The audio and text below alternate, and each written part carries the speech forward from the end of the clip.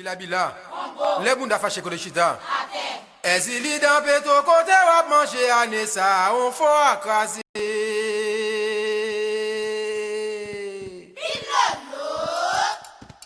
Ezili dans ton côté wap danser anessa, tambour au crevé.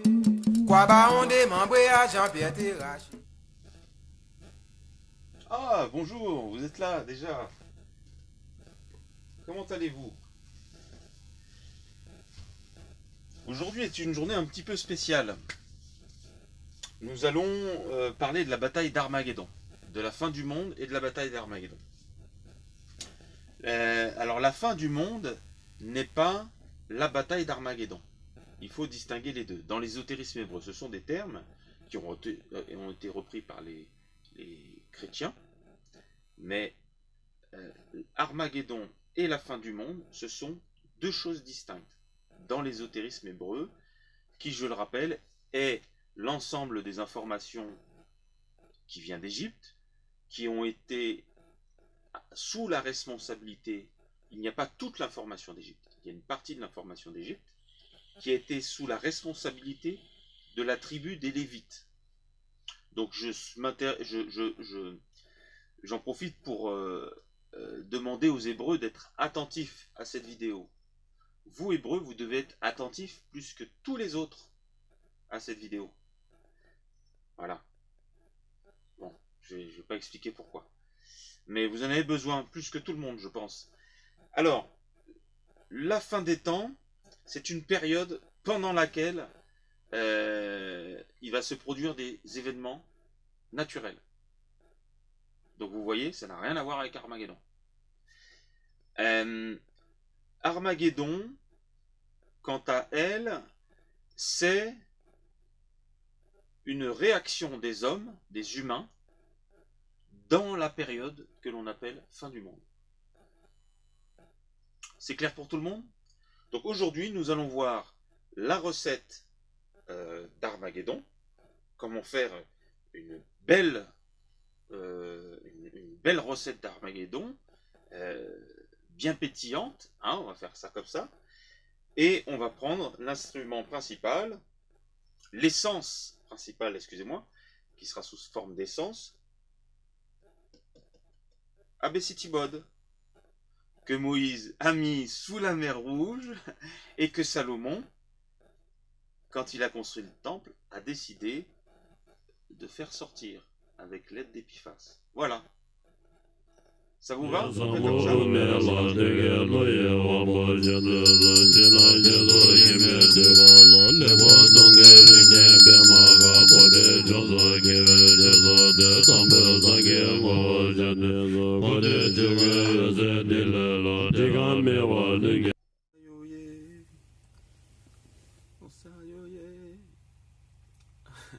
Bonjour, vous êtes là? Je sais pas, je suis d'humeur heureuse ce matin. Peut-être, certainement, parce que nous allons parler d'Armageddon. Peut-être. Et de la recette. Alors, bienvenue à tout le monde. Je suis ravi de vous revoir. Alors, nous sommes un peu... en ce moment, nous sommes très occupés. Nous sommes entre le pays des Templiers, la Suisse, et la France. On bouge pas mal en ce moment. Surtout que récemment, nous avons compris l'intérêt des vierges noires. Les vierges noires et leur emplacement sur le sol gaulois. Alors, bon, je reviens sur le sujet. Donc, la bataille d'Armageddon. La recette de la bataille d'Armageddon. Donc, voilà. Donc, je vais vous énumérer les ingrédients qu'il faut. Comment les mélanger. Parce que ce sont des ingrédients quand même assez compliqués à avoir, donc il faut des temps de maturation assez importants, la mise en forme de la maturation, etc. Et donc nous allons voir aussi comment mélanger le tout et comment le mettre sur le feu. Voilà, comment la cuisson, le mode de cuisson. Donc nous allons commencer. Donc nous avons besoin tout d'abord, le premier ingrédient qu'il faut est le japhétique. Alors, qu'est-ce que le japhétique? Le japhétique, c'est... Alors, il nous faut un japhétique qui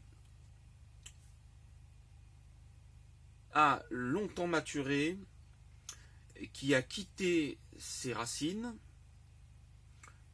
et qui s'est goinfré d'Égypte. Très important. Donc, qui a une énorme voracité pour l'Égypte, pour tout ce qui vient de l'Égypte. Donc, vous prenez un japhétique qui n'est pas druidique, parce que sinon ça ne marchera pas. Il nous faut un japhétique qui est égyptique, on va dire. Alors, vous allez voir, il y a beaucoup de néologismes dans cette vidéo. Donc, un japhétique qui a une soif énorme pour l'Égypte. Et donc, vous le laissez maturer, parce qu'arrivé à un moment donné, ce japhétique, il va vouloir envahir le monde, imposer à tout le monde sa vision du monde, et il va se sentir investi d'une mission assez particulière, et il va développer une arrogance. Donc, dans ce temps de maturation, à un moment donné, comment vous savez que vous êtes arrivé à la bonne, que vous avez le bon japhétique? Parce qu'il va arriver à une arrogance martienne. Il va déployer tout un tas d'efforts colossaux pour préserver et conserver ce qu'il a acquis pendant toute la durée de sa maturation. Et donc là, vous êtes bon. Donc avec une arrogance martienne.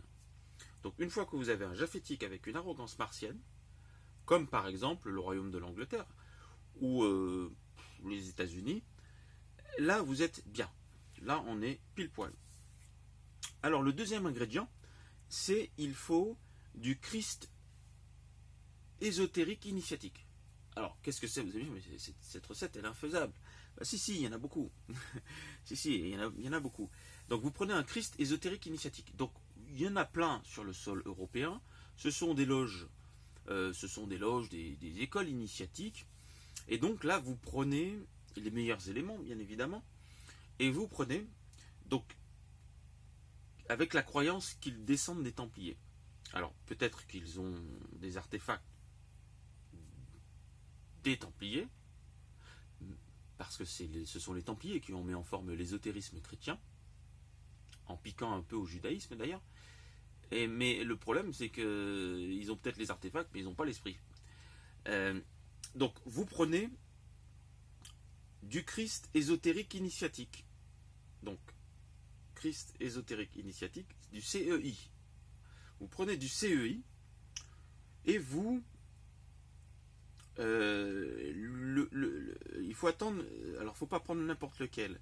Il faut prendre un Christ ésotérique initiatique qui a eu un temps de maturation et qui a développé une arrogance jupitérienne. Alors je m'explique. C'est-à-dire que tout au long de leur parcours, ils ont développé ils ont eu tout un tas d'informations, voilà, bon, ils ont chopé plein de trucs, un peu partout, hein, parce que les Templiers étaient partout. Donc ils ont piqué un peu partout, ils ont pris des informations partout, etc. Et en fait, le CEI, contrairement au japhétique, lui, il connaît plein de choses, mais il n'y comprend rien. Et là, vous êtes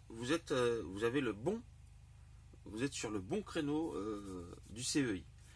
Alors, à ce CEI, alors attention, c'est là qu'il faut faire attention. Il y a des CEI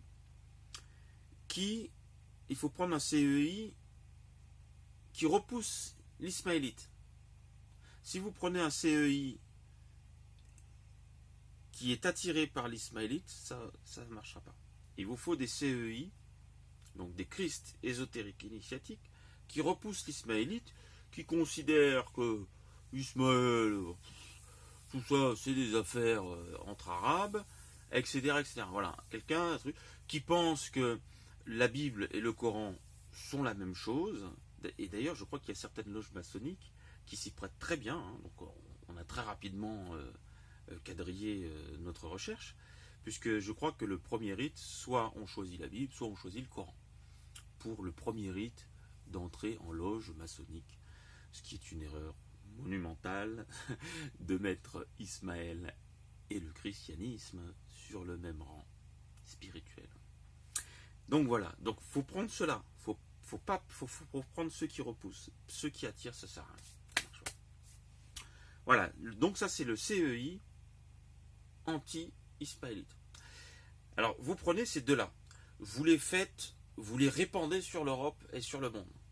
Alors, bien sûr, avec le japhétique, le CEI en général, il s'étend très vite. Hein, donc voilà, ils vont englober le monde. Donc vous le répandez sur la terre, comme ça. Voilà. Alors, ça fait du chemin, mais il faut y aller.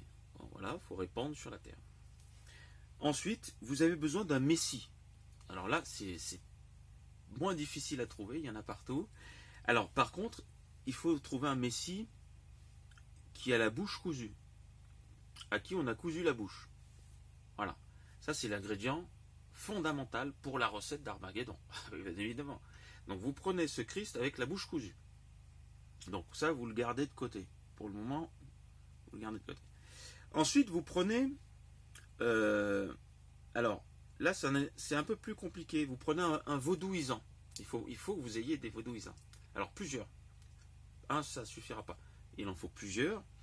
Mais il faut des vaudouisants qui viennent des îles où il y a eu l'esclavage. Il ne leur reste plus que l'œil droit. Ils n'ont pas l'œil gauche. Donc là, vous prenez ces vaudouisants-là, parce que avec le vaudouisant qui a perdu avec l'esclavage son œil gauche, il va vouloir essayer de le récupérer. Alors que le vaudouisant sur les terres d'Afrique, qui a les deux yeux, enfin, il ne voit plus des deux de toute façon, lui, il ne sait pas qu'il a perdu. Donc, ou qu'il ne voit pas. Enfin, voilà. Donc il n'en a pas besoin, il ne va pas le rechercher.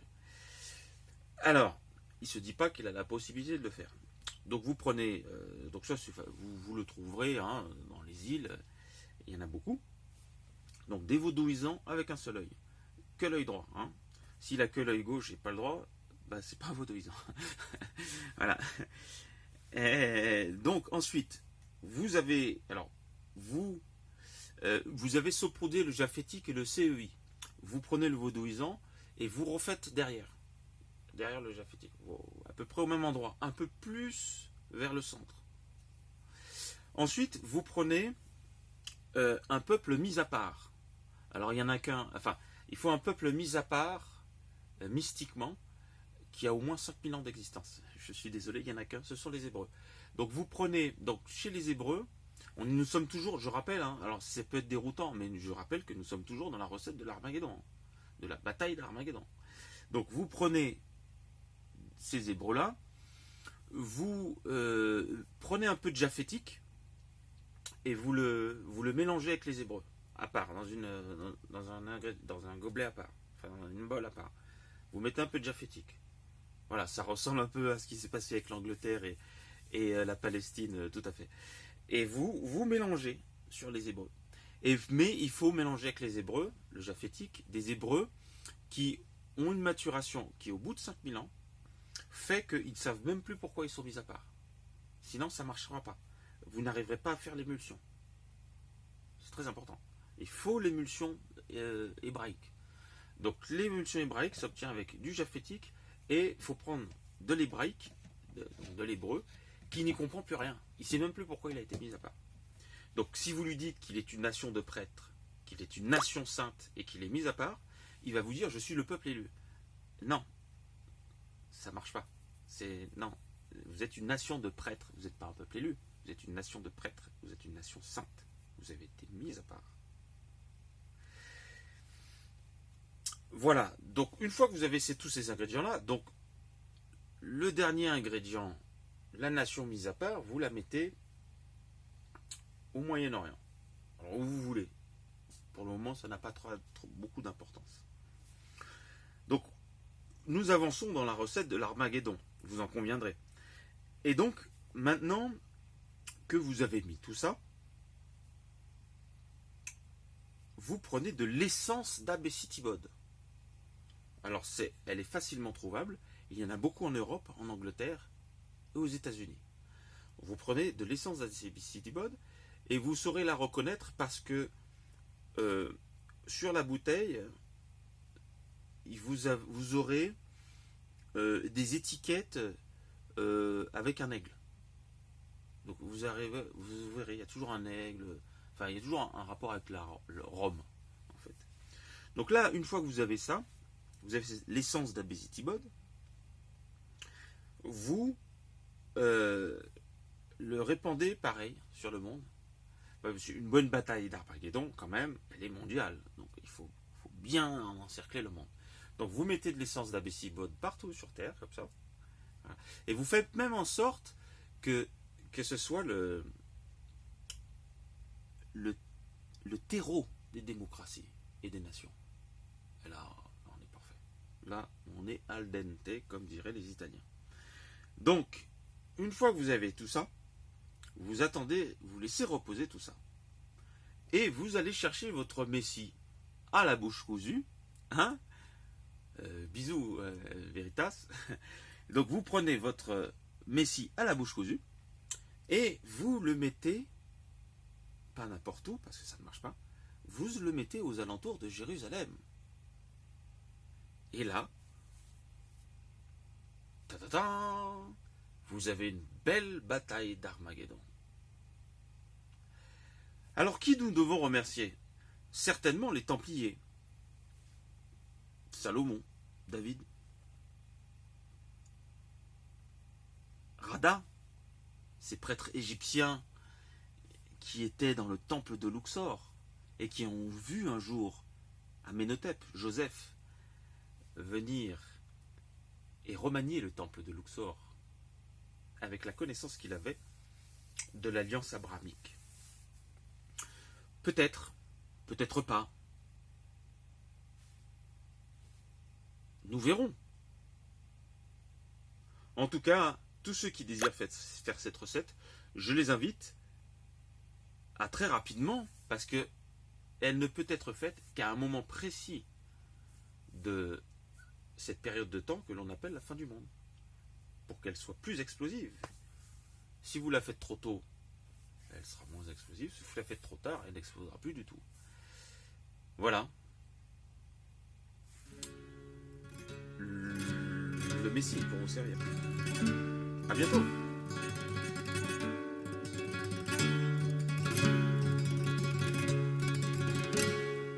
Quand vos fils nous regardent traverser vos cités, le mépris nous poignarde, il nous reste la fierté. Quand vos hommes nous rejettent à l'écart des cités, quand nos rires vous inquiètent, où est la liberté?